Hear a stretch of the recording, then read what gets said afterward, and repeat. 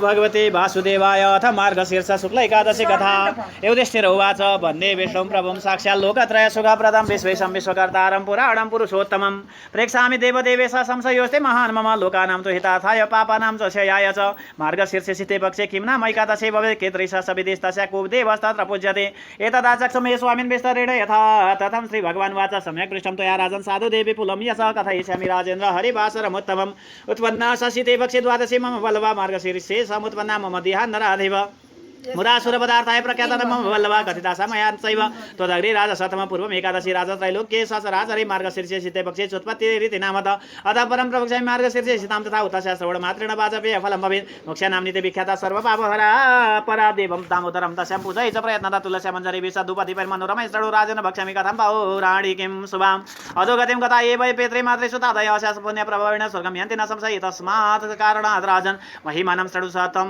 न सम्पदि नगरी रम्ये वैष्णवै सुविभूषिते वैखानसेति राजर्षि पुत्रवत् पालयन् प्रजा द्विजास्तान्येव संस्तत्र सर्वे चतुर्वेद परायण एवं स राज्यं कुर्वाणो रात्रौ तु स्वप्नमध्यत तदर्श जनकं स्वं तु अधो योनि गतं नृप एवं दृष्ट्वा तु तं तत्र विस्मयोत्फुल्ललोचनः द्विजानाहूय प्रातर्हिं तान् प्रणम्य विनम्रता कथयामास वृत्तान्तं द्विजाग्रे स्वप्नदसम्भवं राजोवाच मया तु स्वपिता दृष्टो नरके पतितो द्विजानातारयस्वेति मां तात अधो योनि गतं सुध इति ब्रुवन् स तदा मया दृष्ट पिता स्वयं तदा प्रवृत्ति भो विप्रा नाहं शर्म लवाभ्ययो एतद् राज्यं मम महद्दशयम सुखं तदा अश्वागजा रथासैव मे रोचन्ते न सर्वथा न कोऽपि सुखायते न किञ्चित् सुखतं मम न दारा न सुता मह्यं रोचन्ते द्विजसत्तम किं करोमि को गच्छामि शरीरं मे सुदह्यते दानं व्रतं तपो योगो येनैव मम पूर्वजा मोक्षमायाति विप्रेतन्त्रास्तदेव कथयन्तु मे किं तेन जीवता लोके सुपुत्रेण बलियासा पिता तु यस्य नरके तस्य जन्म निरर्थकं रमणाऊचु पर्वतस्य मुनिरत्र न आश्रमो निकटे नृप गम्यतां राजशार्दूला भूतं भव्यं तु विजानत ते संस्कृता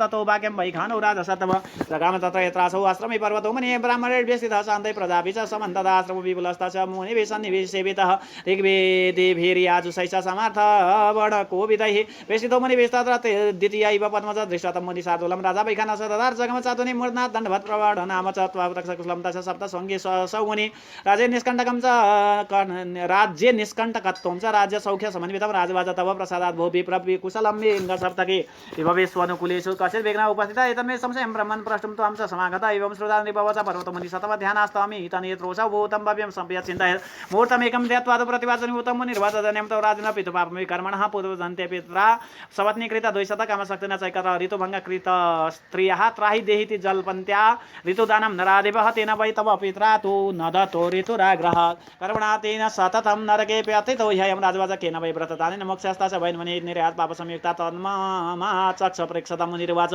मार्गशीर्षे शीते पक्षे मोक्षानाम्नि हरिस्थिते सर्वैः तद्व्रतं कृत्वा पितरे पुण्यं प्रति यतां तस्य पुण्यप्रभावेण मोक्षस्तस्य वैशते पुनर्वाक्यं ततः श्रुत्वा नृपस्वगृहमागत आग्रहायणि किं कृस्रात् प्राप्तो भरतसत्तमः अन्तःपुरचरैः सर्वैः पुत्रधारैस्तथा नृपव्रतं कृत्वा विधानेन पुण्यं दत्त्वा नृपायत तस्मिन् दत्ते तदा पुण्ये पुष्पवृष्टिरभूद्दिवः वैखानस पिता तेन गता स्वर्गं तुतु गणैः राजानमन्तरिक्षा च सुतं निगिरमभासदः स्वस्य तु ते पुत्रसदेत्युक्तात् स त्रिदिवं गतः एवं यः कुरुते राजन् मोक्षदैकादशीमिमां तस्य पापं स्वयं याति मृतो मोक्षमवाप्नुयात् नाथ परतरा काचिन्मोक्षदा विमला शुभा पुण्यसङ्ख्यां तु राजेन्द्र न जानेऽहं तु यैः कृता चिन्तामणि समाहेशा स्वर्गमोक्षप्रदायिनी इह लोके सुखं मानं प्रतिष्ठां जयवर्धिनी इति श्री भविष्योत्तरपुराणे श्री कृष्णार्जुन संवादे मार्गशीर्ष शुक्ल एकादश्या मोक्षदा नाम्न्या महात्म्यं सम्पूर्णं श्री कृष्ण गोविन्द हरे मुरारे हे नाथ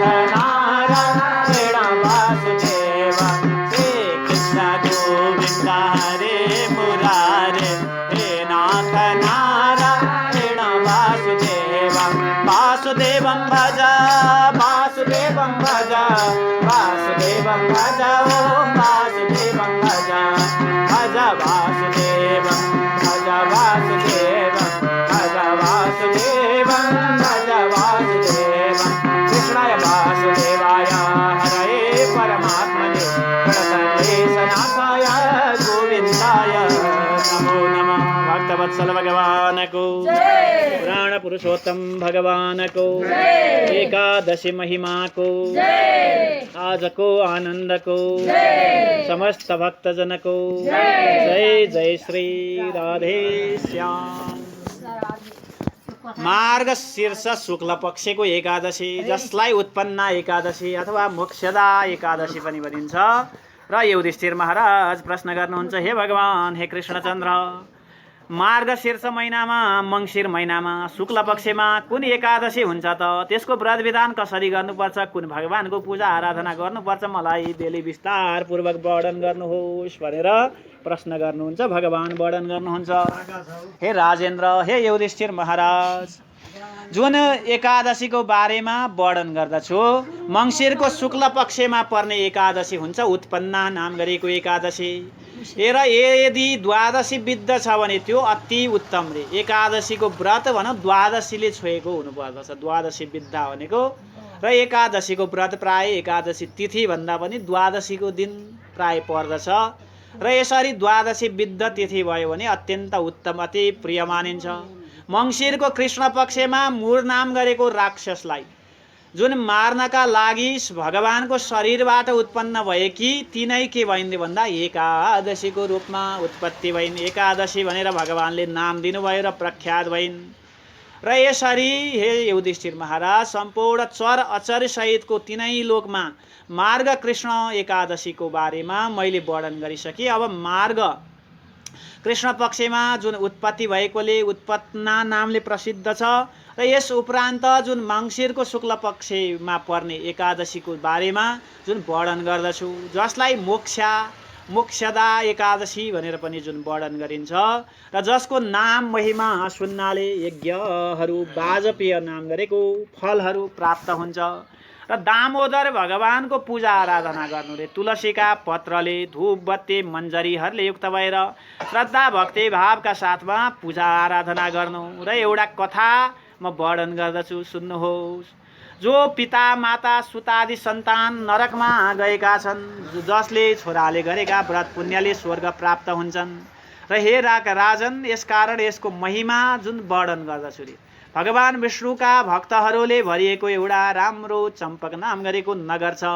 र प्रजाहरूलाई पालन गर्ने बैखानस नाम गरेका राजर्षि छन्। चारै वेदमा पारङ्गत छन्। ब्राह्मणहरू पनि रहन्थे। र आफ्ना जुन ब्राह्मणहरूका साथमा ती राजा जुन शासन गर्दथे, एक समय ती राजाले सपनामा देखे कि आफ्नो पिताजी त अधोयोनि गतम नृप, अधोयोनि मारे नरकमा गएको देखे। र नरकमा त्यस्ता प्रकारले दुःख पाइरहेका आफ्ना पिताजीलाई देखेर आश्चर्यचकित भए। र ब्राह्मणहरूलाई भोलिपल्ट बिहानै बोलाएर ढोगेर आदर सत्कार गरेर सुनाउन लागे, हे ब्राह्मणदेव, हिजो राते मैले सपनामा यस्तो सपना देखेँ, मेरा पिताजी त नरकमा खस्नु भएको र मलाई नरकबाट उद्धार गर बाबु, यो दुःख मलाई यो कष्टबाट उद्धार गर भनेर रोइरहनु भएको छ भनेर सारा वृत्तान्त बताइसकेपछि अब उनको कसरी गति मुक्ति हुन्छ त्यो बताउनुहोस् भनेर सोधिसकेपछि ती ब्राह्मणदेवले भन्न लाग्नुभयो कि हे राजन, भूत भविष्य जान्नेवाला जुन एउटा जुन ऋषि हुनुहुन्छ, पर्वत नाम गरेको मुनि हुनुहुन्छ, उहाँको आश्रममा जाउँ र ती सम्पूर्ण कुराहरू उहाँलाई निवेदन गरौँ भनिसकेपछि ती सम्पूर्ण त्यहाँबाट भनौँ चाहिँ मुनिको पर्वत मुनिको आश्रममा जान लाग्नुभयो, जहाँ ऋग्वेदी, यजुर्वेदी, सामवेदी, अथर्ववेदी विद्वानहरूले निवास गरेको, चारै वेदका ध्वनिहरू गुन्जायमान भएको पर्वत मुनिको दिव्य आश्रम, ठुलो फराकिलो आश्रम वरिपरि आफ्ना शिष्यहरूले घेरिएर दोस्रो ब्रह्माजी जस्तै भएर पर्वत मुनिलाई देखिसकेपछि बैखानसले लम्पसार परेर दण्डवत प्रणाम गर्नुभयो र सोध्न लाग्नुभयो कि हे ब्राह्मणदेव, हे हजुरको कृपाले आज मेरो साथै राज्यहरूमा कुशल मङ्गल छ, सम्पूर्ण ऐश्वर्य अनुकूलहरू पनि प्राप्त भइरहेको छ। एकाएक एउटा विघ्न आयो, त्यो विघ्नको समाधान गरिदिनु पर्यो भन्दै निवेदन गर्न लाग्नुभयो।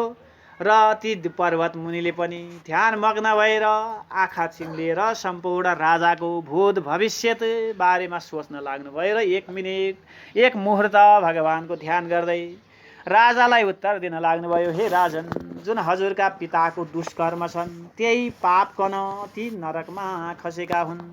पूर्व जन्ममा हजुरका पिताले सौताले गरेको डाहमा लागेर कामले पीडिएर जुन भेट्न आएकी आफ्ना धर्मपत्नीको जुन समागमको इच्छालाई पनि जुन त्याग गरिदिनु भयो र मलाई रक्षा गर्नुहोस्, ऋतुदान दिनुहोस् भनेर आग्रह गर्दा पनि त्यो जुन ऋतुदान दिएनन् र त्यही पाप कर्मले तिम्रा पिताजी सदाका लागि नरकमा खसेका हुन्।